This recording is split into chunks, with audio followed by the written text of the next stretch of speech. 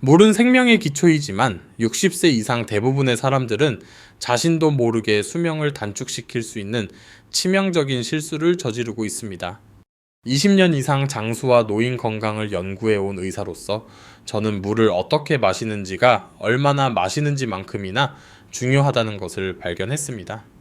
오늘 저는 수백만 명의 노인들이 매일 실천하는 5가지 위험한 물 마시는 습관을 밝히고 잠재적으로 수명을 연장하기 위해 이를 정확히 고치는 방법을 보여드리겠습니다.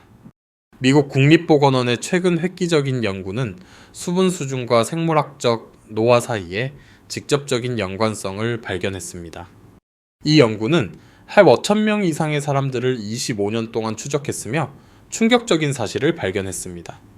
혈중 나트륨 수치가 높아 수분 부족을 나타내는 사람들은 조기 사망 위험이 21% 더 높았고 생물학적 나이가 실제 나이보다 많을 가능성이 50% 더 높았습니다. 이는 수분 부족이 단지 피로감을 느끼게 하는 것이 아니라 말 그대로 세포 수준에서 신체가 노화하는 속도를 가속화한다는 것을 의미합니다. 하지만 연구가 알려주지 않은 것이 있습니다. 단순히 물을 더 많이 마시는 것만이 문제가 아닙니다. 물 섭취의 시기, 온도, 방법은 건강한 노화를 지원하거나 자신도 모르게 신체의 자연적인 회복 과정을 방해할 수 있습니다. 수천 명의 노인 환자들을 치료한 후 저는 조기 노화 만성 질환 활력 감소를 겪는 사람들에게서 반복적으로 나타나는 5가지 특정 습관을 확인했습니다. 이러한 잠재적으로 생명을 위협하는 실수에 대해 알아보기 전에 여러분의 아침 습관에 대해 생각해 보시기 바랍니다. 잠에서 깨자마자 얼음물을 마시나요? 많은 양을 빠르게 들이키나요? 플라스틱 물병을 몇 주 동안 침대 옆에 두나요? 이 질문들 중 하나라도 예라고 답했다면 이러한 겉보기에 무해한 습관들이 왜 여러분의 건강 목표에 반하는 작용을 할 수 있는지 곧 알게 될 것입니다. 제가 노인 환자들에게서 거의 매일 보는 첫 번째 위험한 습관은 잠에서 깨자마자 얼음물을 마시는 것입니다. 이것은 놀라울 수 있습니다. 왜냐하면 차가운 물은 상쾌하게 느껴지고 몸에 활력을 줄 것 같기 때문입니다. 하지만 아침에 몸을 차가운 물로 충격을 주었을 때 실제로 몸속에서 일어나는 일은 다음과 같습니다. 잠을 자는 동안 몸은 회복과 복구 상태에 들어갑니다. 심박수가 느려지고 혈관은 자연스럽게 약간 수축하며 소화 시스템은 본질적으로 동면 모드에 들어갑니다. 중심 천이 떨어지고 모든 장기는 가장 낮은 신진대사율로 기능합니다. 이것은 적절한 회복을 위해 완전히 정상적이고 필요한 것입니다. 하지만 이 섬세하게 균형 잡힌 시스템에 갑자기 얼음처럼 차가운 액체의 충격이 가해지면 어떤 일이 일어날지 상상해 보십시오. 이것은 잠자는 사람에게 찬물을 끼얹는 것과 같습니다. 위 근육이 격렬하게 수축하고 혈관이 더욱 수축하며 전체 심혈관 시스템이 비상 모드에 들어갑니다.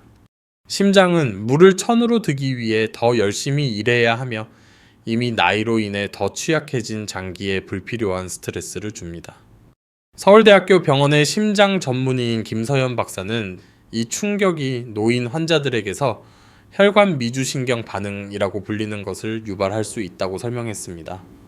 이것은 현기증, 메스꺼움을 유발할 수 있으며 심한 경우 실신까지 할 수 있습니다.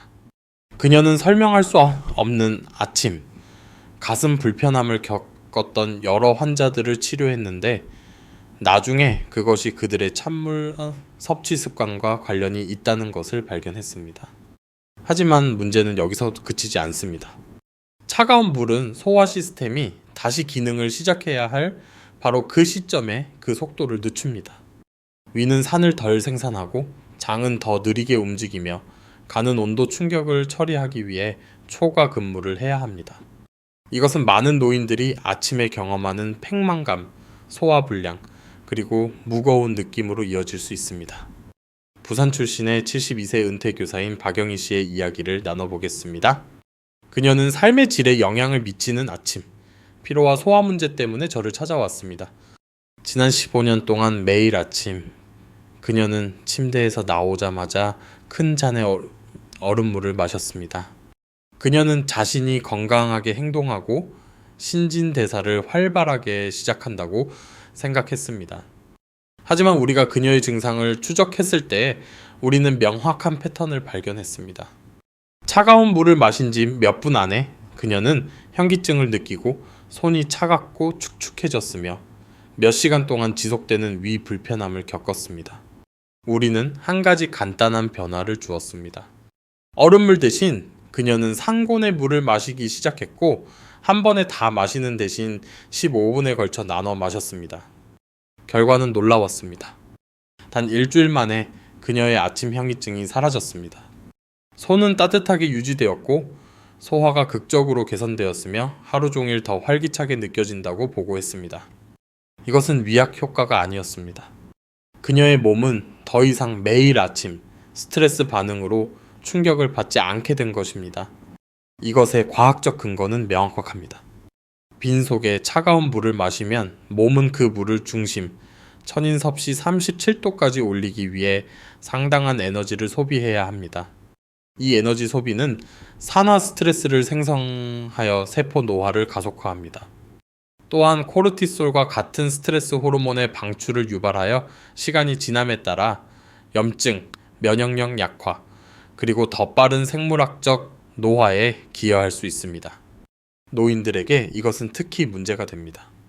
왜냐하면 나이가 들면서 천 조절 능력이 감소하기 때문입니다.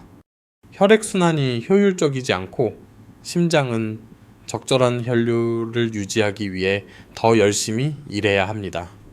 아침에 찬물 섭취에 스트레스를 더하는 것은 이미 피곤한 엔진에게 예열되지 않은 상태에서 갑자기 가속하라고 요구하는 것과 같습니다. 해결책은 간단하지만 강력합니다. 처음 잠에서 깼을 때 차가운 물 대신 상온이나 약간 따뜻한 물을 마시세요. 냉장고에 물을 보관했다면 전날 밤에 꺼내서 상온으로 만드세요. 아니면 더 좋은 방법은 따뜻한 물로 하루를 시작하는 것인데 이것은 실제로 소화 시스템을 지원하고 장기를 부드럽게 깨웁니다. 제 환자들 중 일부는 따뜻한 물에 레몬 한 조각을 넣어 비타민C를 공급하고 간 기능을 지원합니다. 다른 환자들은 생강이나 캐모마일과 같은 허브차를 선호하는데 이는 몸이 필요로 하는 수분을 공급하면서 추가적인 건강상의 이점을 제공합니다. 제가 자주 접하는 두 번째 위험한 습관은 물을 너무 빨리 마시는 것, 특히 한 번에 많은 양을 마시는 것입니다. 이것은 일일 수분 섭취 목표를 달성하는 효율적인 방법처럼 보일 수 있지만 실제로는 득보다 실이 많을 수 있습니다. 특히 노인들에게는 더욱 그렇습니다. 물을 빠르게 들이키면 몸의 자연적인 흡수 메커니즘을 압도하게 됩니다. 신장은 시간당 약 240에서 300ml의 물만 효율적으로 처리할 수 있습니다. 이 양보다 많은 양을 빠르게 마시면 몇 가지 문제가 동시에 발생합니다. 첫째, 위가 팽창하여 즉각적인 불편함, 팽만감, 심지어 메스꺼움을 유발할 수 있습니다. 하지만 더 중요한 것은 빠른 물 섭취는 혈중 나트륨 수치를 너무 빨리 희석시켜 저나트륨 혈증이라는 상태를 유발한다는 것입니다. 이것은 사소하게 들릴 수 있지만 저나트륨 혈증은 혼란, 두통, 근육 약화를 유발할 수 있으며 심한 경우 발작이나 혼수 상태에 이를 수 있습니다. 제가 정기적으로 함께 일하는 신장 전문의인 이민준 박사는 노인 환자들에게서 이 문제를 자주 봅니다. 그는 우리가 나이가 들면서 신장이 전해질 균형을 유지하는 데 덜 효율적이 된다고 설명했습니다. 노인들이 많은 양의 물을 빠르게 마시면 신장이 조절하는 데 어려움을 겪어 뇌 기능과 심장 리듬에 영향을 줄 수 있는 위험한 불균형을 초래합니다. 하지만 빠른 물 섭취에는 노인들에게 특히 위험한 또 다른 측면이 있습니다. 그것은 혈압 급상승을 유발할 수 있다는 것입니다. 많은 양의 물을 빠르게 마시면 혈액량이 급격히 증가하여 심장이 더 세게 펌프질하도록 강요합니다. 기저 심혈관 질환이 있는 사람에게 이러한 갑작스러운 작업량 증가는 위험할 수 있습니다. 저는 68세에 은퇴한 엔지니어인 김철수 씨를 치료했는데 그는 아침 두통과 오후 피로를 겪고 있었습니다. 그는 충분한 물을 마시는 것을 자랑스럽게 생각했고 잠에서 깨자마자 480에서 600ml의 물을 마셨는데 이것이 가장 건강한 접근 방식이라고 생각했습니다. 하지만 이 습관은 실제로 매일 아침 그의 혈압을 급상승시켜 두통을 유발하고 심혈관 시스템에 부담을 주고 있었습니다. 우리는 그의 접근 방식을 제가 조금씩 마시는 수분 섭취라고 부르는 것으로 수정했습니다. 한 번에 많은 양을 마시는 대신 김철수 씨는 아침 내내 15분에서 20분마다 60에서 90ml의 물을 조금씩 마시기 시작했습니다. 2주 안에 그의 두통이 사라졌고 에너지 수준이 안정되었으며 혈압 수치가 더 일정해졌습니다. 핵심은 수분 섭취가 경주가 아니라는 것을 이해하는 것입니다. 몸은 짧은 기간에 많은 양을 섭취하는 것보다 하루 종일 꾸준하고 일관된 물 공급을 받을 때 가장 잘 기능합니다. 이것을 식물에 물을 주는 것에 비유해 보십시오. 한 번에 많은 양의 물을 식물에 쏟아 부으면 대부분은 흘러내려 낭비될 것입니다. 하지만 천천히 그리고 꾸준히 물을 주면 식물은 모든 방울을 흡수하고 활용할 수 있습니다. 이것은 노인들에게 특히 중요합니다. 왜냐하면 나이가 들면서 몸의 갈증 메커니즘이 덜 민감해지기 때문입니다. 갈증을 느낄 때쯤이면 이미 가벼운 탈수 상태일 수 있습니다. 이것이 큰 잔을 들이키는 접근 방식이 효과가 없는 이유입니다. 여러분은 시스템을 압도하거나 수분 섭취 기간 사이에 너무 오래 기다리고 있는 것입니다. 해결책은 제가 시간당 조금씩 마시는 전략이라고 부르는 것을 실행하는 것입니다. 물병이나 잔을 가까이에 두고 갈증을 느끼든 느끼지 않든 매 시간 조금씩 마시세요. 깨어있는 시간 동안 시간당 60에서 120ml를 목표로 하세요.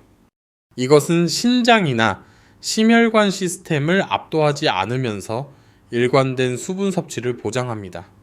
제 환자들 중 일부는 휴대폰이나 시계에 부드러운 시간별 알림을 설정합니다. 다른 환자들은 하루 중 각 시간까지 얼마나 마셔야 하는지를 보여주는 시간 표시가 있는 물병을 사용합니다. 구체적인 방법은 일관되고 적당한 물 섭취 습관을 개발하는 것보다 덜 중요합니다. 여러분의 건강을 조용히 해칠 수 있는 세 번째 위험한 습관은 특히 밤새 또는 따뜻한 환경에 장시간 방치된 플라스틱 병에 물을 마시는 것입니다. 이것은 무해해 보일 수 있으며 많은 사람들이 편의를 위해 침대 옆이나 차 안에 플라스틱 물병을 둡니다.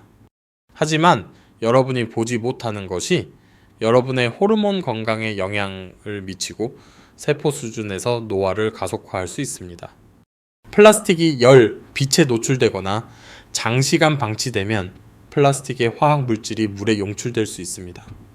이 화학 물질 중 가장 잘 알려진 것은 BPA 또는 비스페놀 A이지만 BPA가 없는 플라스틱에도 프탈레이트나 안티몬과 같은 다른 화학 물질이 포함되어 있어 내분비계를 교란할 수 있습니다. 이러한 화학 물질은 신체의 호르몬 생산 및 조절을 방해하기 때문에 내분비 교란 물질이라고 불립니다. 노인들에게 이것은 특히 우려됩니다. 왜냐하면 나이가 들면서 호르몬 균형이 더 섬세해지기 때문입니다. 몸은 이미 적절한 호르몬 수치를 유지하기 위해 더 열심히 일하고 있으며 외부 교란 물질을 도입하면 가속화된 노화와 질병 위험 증가 쪽으로 균형을 기울일 수 있습니다. 연세대학교 의과대학의 내분비 학자인 박지혜 박사는 이러한 플라스틱 화학 물질에 지속적으로 노출되면 인슐린 저항성, 갑상선 기능 장애, 그리고 염증 지표 증가에 기여할 수 있다는 연구 결과를 저와 공유했습니다. 이러한 모든 요인은 더 빠른 생물학적 노화와 당뇨병, 심장병, 그리고 인지기능 저하와 같은 만성질환의 위험 증가와 직접적으로 관련이 있습니다.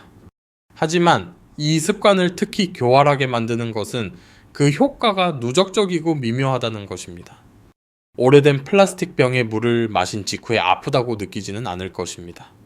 하지만 몇 달, 몇 년에 걸쳐 이러한 화학물질 노출이 쌓이면 간, 신장, 그리고 해독 시스템에 추가적인 부담을 주게 됩니다.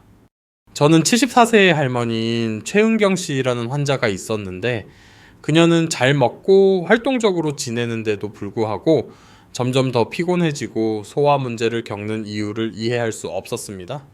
상담 중에 저는 그녀가 같은 플라스틱 물병을 몇 주 동안 재사용하고 수돗물로 다시 채우고 침대 옆에 두었다는 것을 알게 되었습니다. 우리는 간단한 변화를 주었습니다. 최은경 씨는 유리 물병으로 바꾸고 매일 신선하게 채우기 시작했습니다. 그녀는 또한 염소와 다른 화학 물질을 제거하기 위해 수돗물을 여과하기 시작했습니다. 한 달 안에 그녀의 에너지 수준이 눈에 띄게 향상되었고 소화 문제가 해결되었으며 수면의 질이 향상되었습니다. 여기서 해결책은 간단하지만 중요합니다. 플라스틱 물병을 유리나 스테인리스 스틸 대안으로 교체하세요. 플라스틱 병을 사용해야 한다면 하루나 이틀 이상 재사용하지 말고 차 안이나 창가와 같은 뜨거운 환경에 두지 말고 장시간 방치된 플라스틱 병의 물은 절대 마시지 마세요. 침대 옆 물로는 매일 저녁 신선하게 다시 채우는 유리 주전자나 병을 사용하는 것을 추천합니다. 이것은 화학물질 노출을 없앨 뿐만 아니라 신선한 물이 고여있던 물보다 맛도 좋고 더 나은 수분 공급을 제공합니다. 건강한 노화를 지원하는 데 있어서 물의 질은 물의 양만큼이나 중요합니다. 몸은 섭취하는 모든 것을 처리해야 하며 좋지 않은 물 보관 습관을 통해 지속적으로 화학물질과 오염물질을 도입하면 장기가 더 열심히 일하도록 강요하고 잠재적으로 노화를 유발하는 염증 과정에 기여하게 됩니다. 제가 노인 환자들에게서 자주 보는 네 번째 위험한 습관은 약을 복용한 직후에 과도한 양의 물을 섭취하는 것입니다. 약을 물과 함께 복용해야 한다는 것은 사실이지만 시기, 양, 그리고 방법은 약효와 몸의 반응 모두에 상당한 영향을 미칠 수 있습니다. 대부분의 사람들은 충분한 물과 함께 복용하라는 말을 들었기 때문에 약을 삼킨 직후에 큰 잔의 물을 꿀꺽꿀꺽 마십니다. 하지만 이 선의의 습관은 실제로 약물 흡수를 감소시키고 위자극을 유발하며 특히 아침에 빈속에 했을 때 소화 시스템에 불필요한 스트레스를 줄 수 있습니다. 약을 복용한 직후에 많은 양의 물을 마시면 몇 가지 문제가 발생합니다. 첫째, 많은 약물이 제대로 분해되기 위해 필수적인 위산을 희석시키게 됩니다. 이것은 약물의 생체 이용률을 감소시킬 수 있으며 이는 몸이 의도한 것보다 활성 성분을 덜 흡수한다는 것을 의미합니다. 둘째, 약물 복용 후 빈 위를 물로 채우는 것은 위 팽창을 유발하고 위산 역류를 유발할 수 있습니다.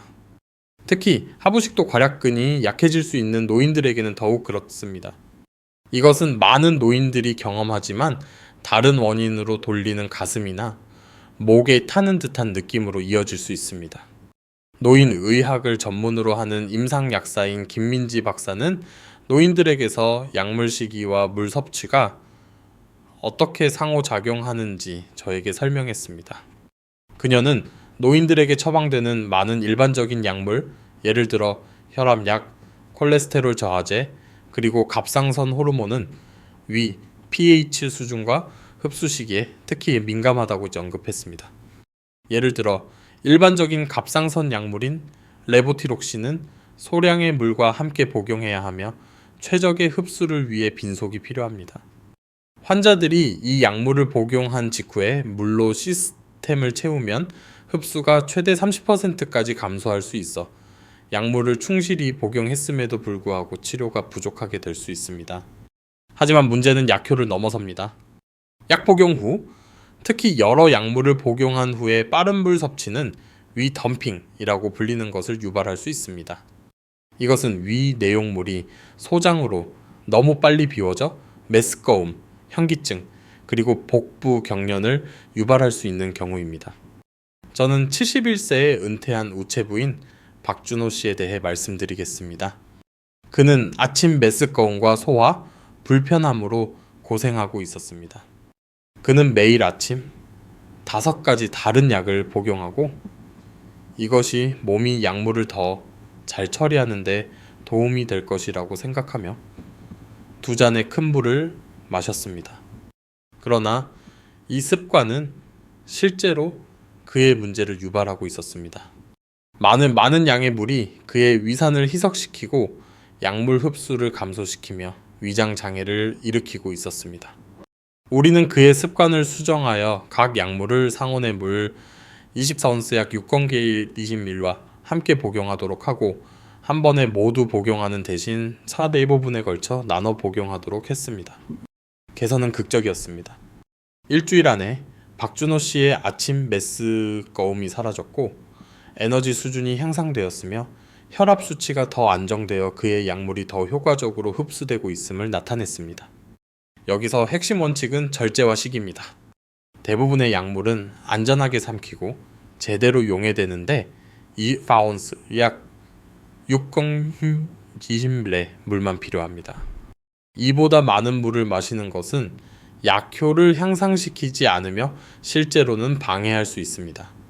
여러 약물을 복용하는 노인들에게는 가능하면 한 번에 모두 복용하는 대신 15, 20분에 걸쳐 나눠 복용하는 것을 추천합니다. 이것은 위가 각 약물을 제대로 처리할 시간을 주고 소화 시스템을 압도하는 것을 방지합니다. 갑상선 호르몬이나 특정 항생제와 같이 빈속에 복용해야 하는 약물을 복용하는 경우 많은 양의 물이나 음식을 섭취하기 전에 최소 3060분 정도 기다리세요. 음식과 함께 복용해야 하는 약물을 복용하는 경우 먼저 가벼운 간식을 먹은 다음 소량의 물과 함께 약물을 복용하세요. 또한 약물을 복용할 때 매우 차가운 물을 피하는 것이 중요합니다. 왜냐하면 이것은 위 배출을 늦추고 잠재적으로 흡수 시기에 영향을 미칠 수 있기 때문입니다. 산곤의 물이 항상 가장 안전한 선택입니다. 특정 약물에 대한 최적의 시기와 물 섭취에 대해 확실하지 않은 경우 약사나 의사와 상담하세요. 노인들이 경험하는 많은 약물 상호작용 및 부작용은 약물 복용 시간 주변에 물을 언제 어떻게 섭취하는지를 조정하는 것만으로도 최소화할 수 있습니다. 제가 접하는 5번째이자 아마도 가장 우려되는 위험한 습관은 아침 수분 섭취를 물에만 의존하면서 아침 식사를 완전히 거르는 것입니다. 이 습관은 간헐적 단식 트렌드의 부상과 함께 점점 더 인기를 얻고 있지만 노인들에게는 특히 해로울 수 있으며 실제로는 노화를 예방하는 대신 가속화할 수 있습니다. 아침에 일어나면 몸은 자연스럽게 8시간에서 12시간 동안 단식 상태에 있었습니다. 혈당 수치는 가장 낮은 지점에 있고 간의 글리코겐 저장량은 고갈되었으며 뇌는 최소한의 연료로 작동하고 있습니다. 이 밤샘 단식 후에 수분 보충을 위해 물이 필수적이지만 몸은 신진대사 과정을 제대로 다시 시작하기 위해 영양소도 필요합니다. 물만 마시고 아침 식사를 거르면 몸은 장기간의 신진대사 스트레스 상태에 빠집니다.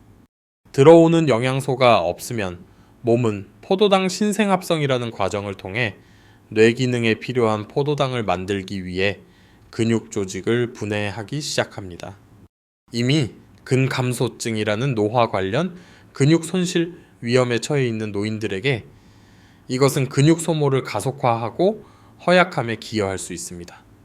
고려대학교 의료원의 노인병 전문의인 정현우 박사는 정상적인 물 섭취를 유지하면서 정기적으로 아침 식사를 거르는 노인들이 하루 종일 스트레스 호르몬인 코르티솔 수치가 증가한다는 연구 결과를 발표했습니다. 상승된 코르티솔은 가속화된 노화, 약화된 면역 기능, 그리고 심혈관 질환의 위험 증가와 직접적으로 관련이 있습니다. 하지만 문제는 스트레스 호르몬을 넘어섭니다. 영양소 없이 물만 섭취하면 혈당이 낮게 유지되어 하루 종일 인지 기능 저하, 과민성, 그리고 좋지 않은 의사결정을 유발할 수 있습니다. 뇌는 최적으로 기능하기 위해 꾸준한 포도당 공급이 필요하며 장기간 음식을 섭취하지 않으면 기억 형성과 실행 기능을 손상시킬 수 있습니다.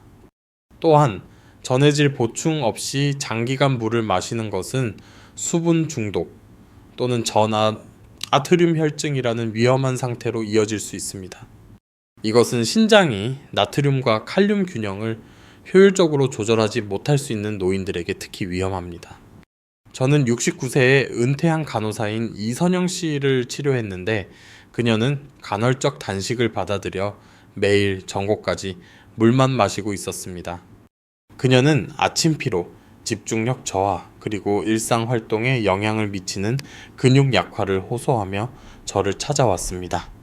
우리가 그녀의 습관을 분석했을 때 우리는 그녀의 16시간 단식 기간과 물만 마시는 아침이 건강한 저녁과 점심 식사에도 불구하고 실제로 근육 단백질 분해를 유발하고 영양 결핍을 만들고 있다는 것을 발견했습니다. 그녀의 몸은 본질적으로 매일 아침 스스로를 잡아먹고 있었습니다. 우리는 그녀의 접근 방식을 제가 부드러운 단식 깨기라고 부르는 것으로 수정했습니다. 물만 마시는 대신 이선영 씨는 단백질, 건강한 지방, 그리고 복합 탄수화물을 포함한 작고 영양이 풍부한 아침 식사를 시작했습니다. 그녀의 아침 식사는 베리가 든 그릭 요거트와 견과류 또는 아보카도와 통곡물 토스트가 든 계란으로 구성되었습니다. 변화는 놀라웠습니다. 2주 안에 그녀의 아침 에너지 수준이 극적으로 향상되었고 인지적 명료함이 돌아왔으며 근력 측정치가 증가했습니다. 그녀는 여전히 시간 제한 식사의 한 형태를 실천하고 있었지만 몸의 필요를 약화시키는 대신 지원하는 방식으로 하고 있었습니다. 노인들에게 아침 식사는 특히 중요합니다. 왜냐하면 그것이 하루 종일의 신진대사 톤을 설정하기 때문입니다. 아침 식사를 거르면 낮에 과식하게 되고 혈당 불안정 그리고 가공식품에 대한 갈망이 증가할 수 있습니다. 최적의 접근 방식은 적절한 수분 섭취와 균형 잡힌 영양을 결합하는 것입니다. 상곤의 물로 하루를 시작한 다음 30분에서 60분 안에 고품질 단백질, 건강한 지방, 그리고 섬유질이 풍부한 탄수화물을 포함한 아침 식사를 섭취하세요. 좋은 아침 조합에는 견과류와 과일이 든 오트밀, 채소와 통곡물 토스트가 든 계란, 또는 베리와 씨앗이 든 그릭 요거트가 포함됩니다. 이러한 조합은 지속적인 에너지를 제공하고 근육 유지를 지원하며 하루 종일 혈당을 조절하는 데 도움이 됩니다. 잠재적인 장수 이점을 위해 간헐적 단식에 관심이 있다면 노인들에게 더 안전한 수정된 접근 방식을 고려해 보세요. 아침 식사를 완전히 거르는 대신 노인들에게 신진대사적으로 스트레스가 될 수 있는 더 극단적인 16시간에서 18시간 단식보다 식사 시간을 10시간에서 12시간으로 제한해 보세요. 기억하세요. 목표는 건강한 노화를 지원하는 것이지 득보다 실이 많을 수 있는 극단적인 식단 제한으로 몸에 스트레스를 주는 것이 아닙니다. 몸은 나이가 들면서 근육량, 인지기능, 그리고 전반적인 활력을 유지하기 위해 일관되고 양질의 영양이 필요합니다. 이제 우리가 이 5가지 위험한 물 마시는 습관을 다루었으므로 여러분은 이러한 변화를 안전하고 효과적으로 실행하는 방법에 대해 궁금해할 수 있습니다. 핵심은 극적인 하룻밤의 변화보다는 점진적인 수정을 하는 것입니다. 몸은 새로운 습관에 적응할 시간이 필요하며 특히 이러한 습관을 몇 년 또는 수십 년 동안 실천해 왔다면 더욱 그렇습니다. 가장 쉬운 변화부터 시작하세요. 아침에 얼음물을 마셔왔다면 물을 상곤으로 만들거나 소량의 따뜻한 물을 넣어 차가움을 없애는 것부터 시작하세요. 이 간단한 조정은 아침 소화 불편함과 순환 문제로부터 즉각적인 완화를 제공할 수 있습니다. 다음으로 수분 섭취 시기를 조절하세요. 한 번에 많은 양의 물을 꿀꺽 마시는 대신 시간당 조금씩 마시는 방법을 실천하세요. 필요하다면 부드러운 알림을 설정하고 하루 종일 물을 쉽게 접할 수 있도록 하세요. 제 환자들 중 많은 수가 시간별 표시가 있는 물병을 사용하면 시스템을 압도하지 않으면서 일관된 수분 섭취를 유지하는 데 도움이 된다는 것을 발견했습니다. 플라스틱병 문제에 대해서는 유리나 스테인리스 스틸 용기로 점진적으로 바꾸세요. 한 번에 모든 것을 교체할 필요는 없지만 침대 옆 물과 가장 자주 사용하는 병부터 시작하세요. 양질의 용기에 대한 투자는 화학물질 노출 감소와 더 맛있는 물로 보답할 것입니다. 약물 시기에 관해서는 각 약물에 필요한 최적의 물의 양에 대해 약사와 상담하세요. 여러 약물을 복용하는 경우 각 약물에 권장되는 물의 양과 시기를 기록한 간단한 차트를 만드세요. 이 작은 노력은 약효를 크게 향상시키고 부작용을 줄일 수 있습니다. 마지막으로 물만 마시는 아침을 선호하여 아침 식사를 거르고 있었다면 음식을 점진적으로 다시 도입하세요. 과일 한 조각과 소량의 단백질과 같이 가볍고 소화하기 쉬운 것부터 시작한 다음 몸이 다시 적응함에 따라 점차 더 실질적인 아침 식사로 늘려가세요. 연구는 적절한 수분 섭취가 건강한 노화와 장수에 중요한 역할을 한다는 것을 명확히 보여줍니다. 하지만 오늘 우리가 본 것처럼 단순히 물을 더 많이 마시는 것만이 문제가 아닙니다. 물 섭취의 온도, 시기, 품질, 그리고 맥락은 건강 목표를 지원하거나 무심코 반하는 작용을 할 수 있습니다. 이 5가지 위험한 습관을 피하고 우리가 논의한 더 안전한 대안을 실행함으로써 여러분은 몸의 자연적인 노화 과정을 지원하고 인지 기능을 유지하며 잠재적으로 건강한 수명을 연장하는 데 중요한 발걸음을 내딛는 것입니다. 기억하세요. 시간이 지남에 따라 쌓이는 작은 변화는 극적인 결과를 만듭니다. 오늘 우리가 논의한 수정사항은 실행하기는 간단하지만 누적 효과는 강력합니다. 몸은 이러한 더 부드럽고 사려 깊은 수분 섭취 및 영양 접근 방식에 긍정적으로 반응할 것입니다. 이 정보가 유용했고 건강한 노화와 장수에 대한 미래의 콘텐츠를 놓치고 싶지 않다면 채널을 구독하고 알림벨을 누르세요. 이 정보가 도움이 될 수 있는 가족이나 친구, 특히 설명할 수 없는 아침 불편함, 소화 문제 또는 피로를 겪고 있는 사람들과 이 비디오를 공유하세요. 아래 댓글에 이 5가지 습관 중 자신의 습관에서 어떤 것을 인식했는지 그리고 어떤 변화를 먼저 실행할 계획인지 알려주세요. 여러분의 경험은 비슷한 문제를 겪고 있는 다른 시청자들에게 도움이 될 수 있습니다. 자신을 돌보고 더 나은 건강한 저수 향한 모든 작은 발걸음이 미래의 활력과 웰빙에 대한 투자라는 것을 기억하세요.